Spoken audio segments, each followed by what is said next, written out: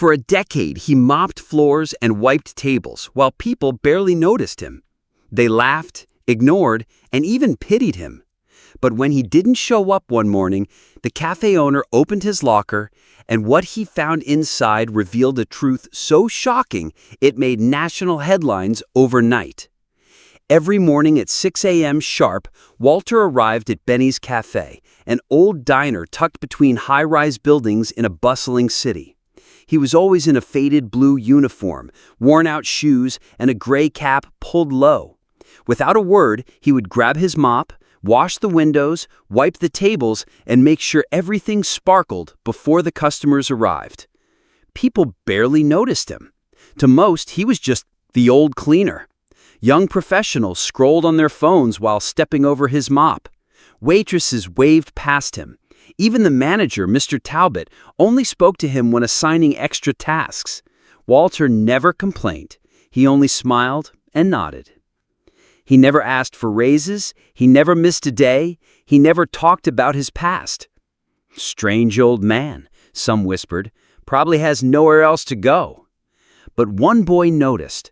13-year-old Leo, the son of a waitress, often waited in the cafe after school until his mom's shift ended.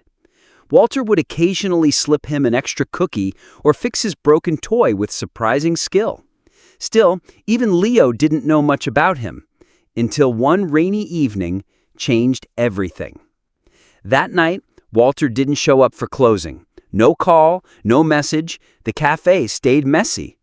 Confused and mildly irritated, Mr. Talbot stomped to the back and opened Walter's small locker, expecting maybe an address or contact number. Instead, he froze. Inside was a faded leather suitcase with a gold emblem, an old military uniform, medals, including one shaped like a star, and a framed photo of Walter in a crisp suit shaking hands with the President of the United States. What the hell? The room fell silent. Staff gathered. Phones came out. No one could believe it. Who was this man they had ignored all these years? Why was a war hero cleaning floors in a rundown cafe? The next morning, Walter still didn't return. By now, the locker discovery had spread through whispers and forwarded photos. Customers who once passed him like a ghost now filled the cafe with hushed voices and guilty glances.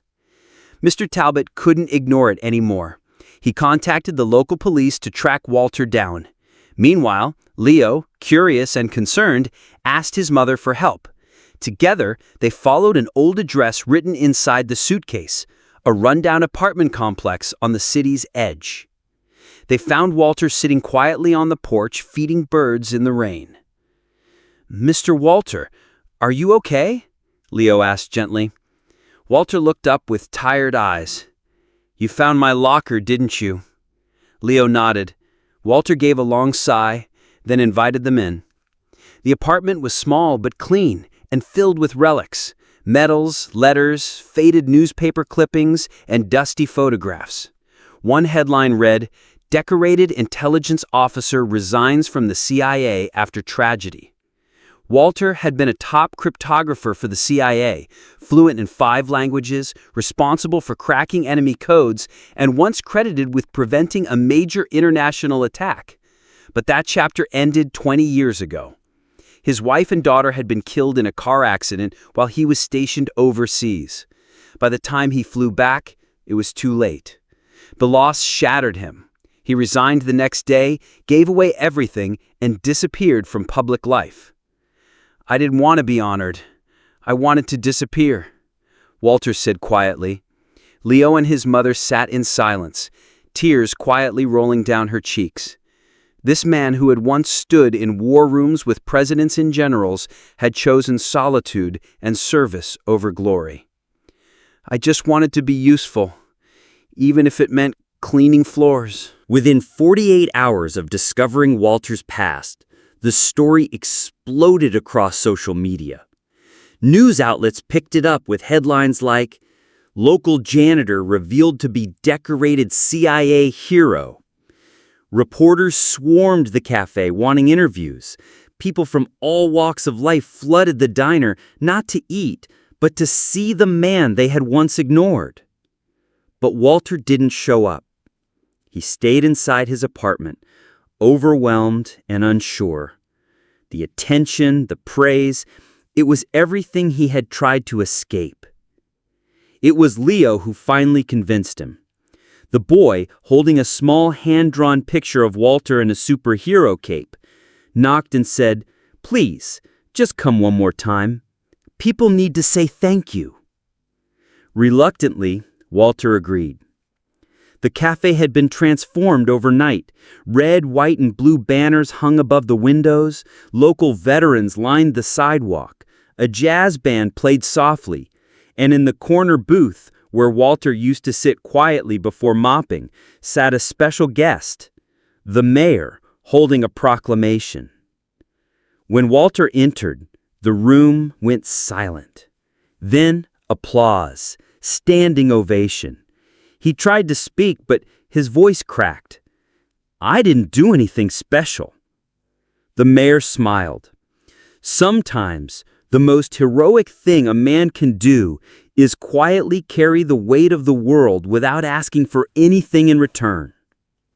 Leo stood beside him, proudly holding Walter's medals in a velvet box. What happened next stunned everyone.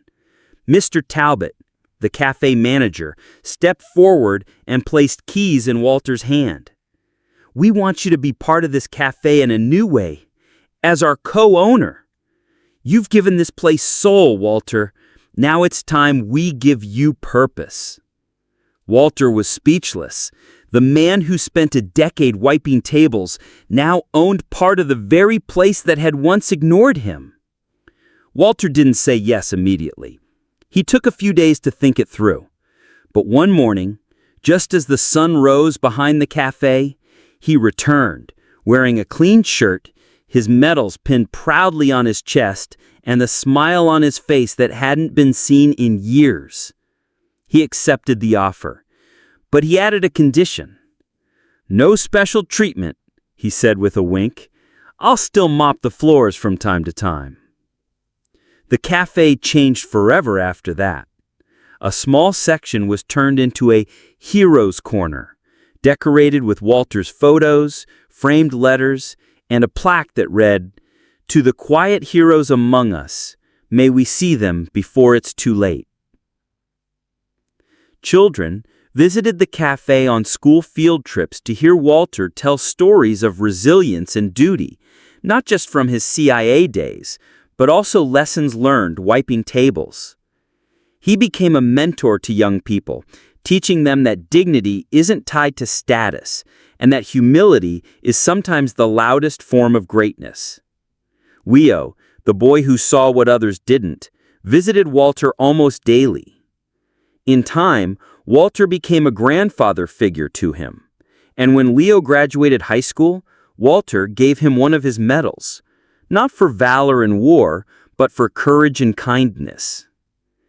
Years later, when Walter passed away peacefully in his sleep, thousands attended his memorial. The cafe closed for the first time in decades. Flags flew at half-mast, veterans saluted, customers wept. And Leo, now a young man, stood before the crowd and said, "He taught me that everyone has a story, and that some of the most powerful stories are hidden in silence." Moral of the story: never underestimate someone based on where they stand in life. Behind quiet eyes and humble work might live a story of sacrifice, strength, and silent heroism. Sometimes the greatest people walk among us unseen, until kindness shines a light.